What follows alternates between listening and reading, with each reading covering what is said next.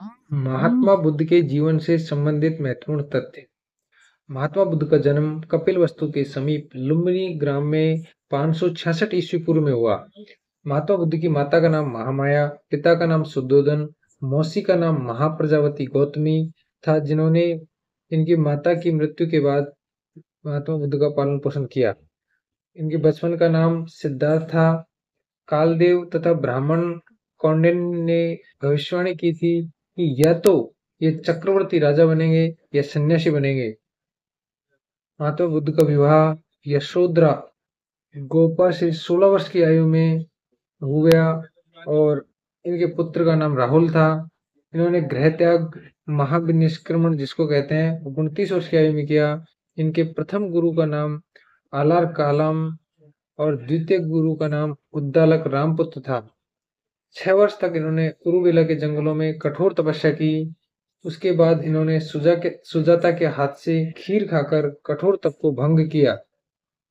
इनके साथ तपस्या करे 5 ब्राह्मण उसके बाद इनको छोड़कर चले गए। इसके बाद इन्होंने 35 वर्ष की आयु में पीपल वृक्ष के नीचे बैठे हुए इनको ज्ञान की प्राप्ति हुई। ये वैशाख पूर्णिमा का दिन था और स्थान गया था जो बोध गया कहलाया और पीपल का वृक्ष बोधि वृक्ष कहलाया। इस घटना को संबोधि कहते हैं और ये स्थान बोध गया कहलाया।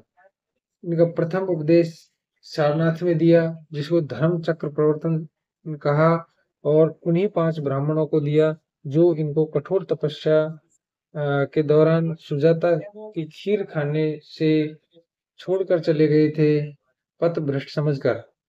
महात्मा बुद्ध के शिष्य जो राजा भी थे बिंबिसार, अजात शत्रु और कौशल नरेश प्रसेनजीत, इनकी मृत्यु जिसे महापरिनिर्वाण कहते हैं वो कुशीनगर में वैशाख पूर्णिमा को हुई और इनका जन्म और इनको ज्ञान और इनका निर्वाण ये तीनों महत्वपूर्ण घटनाएं वैशाख पूर्णिमा को हुई। इसलिए वैशाख पूर्णिमा का बौद्ध धर्म में बहुत महत्व है।